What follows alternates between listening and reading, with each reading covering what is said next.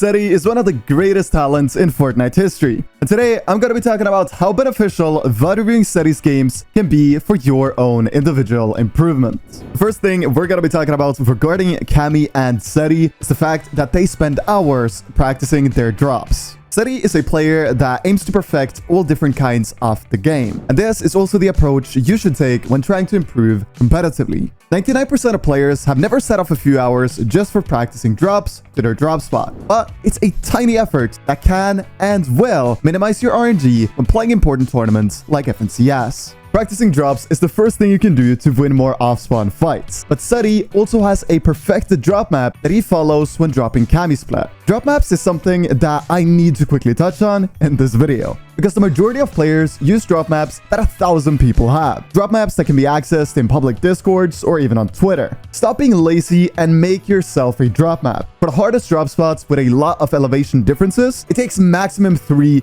potentially 4 hours to make. And for the easiest ones, it takes around 1 hour. I can guarantee that if you make your own drop map and practice your drops, you will outdrop everyone, especially into your cash cups. Now you've practiced your drops to perfection and you have an amazing drop map that you've made yourself. The next thing you need to perfect your game is an off-spawn strategy. Off-spawn strategies in duos can be ridiculously simple. It can be to 50-50 a chest, but I wouldn't really recommend that strategy because 70% of Fortnite players that are at a high level use pickup macros. Another example of an off-spawn strategy can be to take height on a building early on and let your teammate flank the contesting team. When making an off-spawn strategy, you need to be creative. Find out ways to counter the strategies of the players that often contest you at your drop spot. Or, even better, hop into your VODs from tournaments and look at what off-spawn strategies the team that win off-spawn against you utilize. Or, you can find a counter strat to the strat you often lose against. I know this is all very theoretical, but doing the boring stuff that no one else does is what is gonna put you ahead in this game. The last and final thing you need to do to perfect your off-spawn like Cammy and Setty is to practice looting and find the most effective looting path to get all the chests and ammo boxes, as well as floor spawns in the area you're landing. This can be done by either hopping into custom game matchmaking or by just going into normal arena and practicing. One thing that doesn't get talked about enough is the importance of time management in Fortnite. Time is very limited and you need to be fast. What I like to do after cash cups or FNCSs is to go over with drone free and replays and see if I missed any loot when I looted my drop spot. Unfortunately, when VODing are off spawn, we have had times where we've missed a pad. And a pad, as we all know, can be the difference between a 30-point game and a 0-point game. And that right there just really emphasizes the importance of being a good looter. If you do all of the things I've said so far in this video in the early game, you'll be a top tier early game player. But now we're moving on to where Setty, in my opinion, shines more than any other player.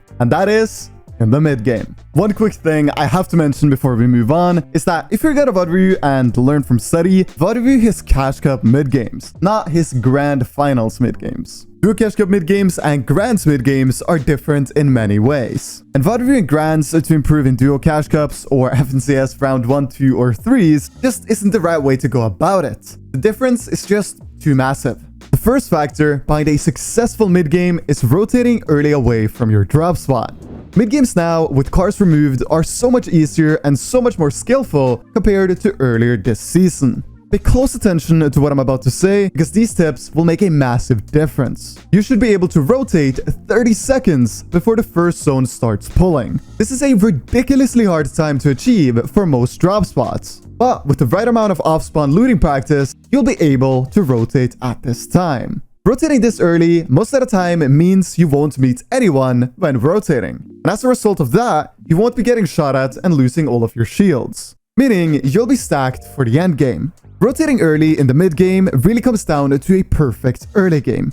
And naturally, it's much easier to rotate early when you're on con compared to when you're contested. 30 seconds before the first zone pulls is a general ground rule that should always be possible to achieve when on con. But even if you're conned, you should really push yourself to try your hardest to rotate at this time. In addition to not meeting anyone when rotating, you'll also find a lot of unlooted chests, coolers, floor spawns, and ammo boxes when rotating this early.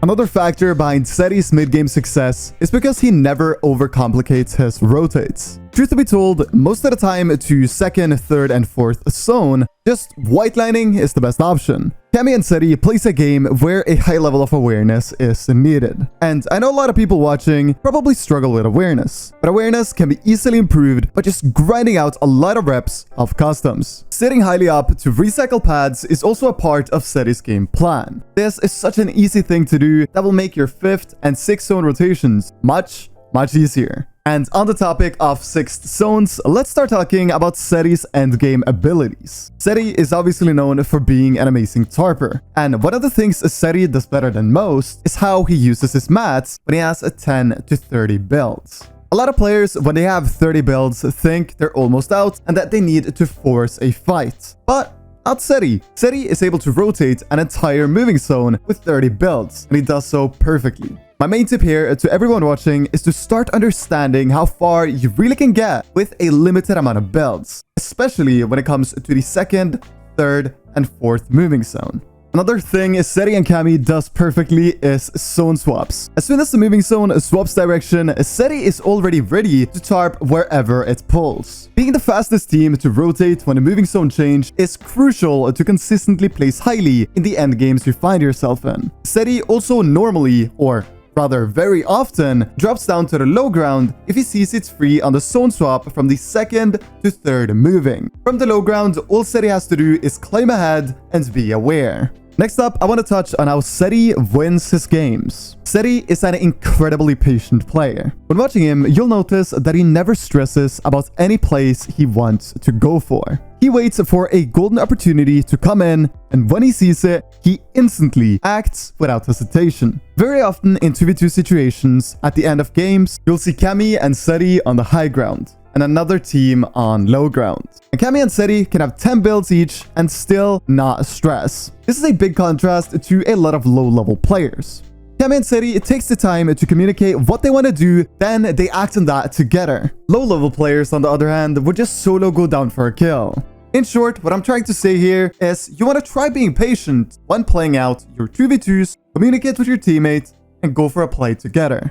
And on that note, guys, I'm gonna end tonight's episode. Thank you so very much for watching all the way to the end, as always. And if you did go on to enjoy the video, consider dropping a like and a sub, as it really helps me out. Other than that, please go on to have an amazing day, everyone. My name is M1K3. Stay safe and take care. She know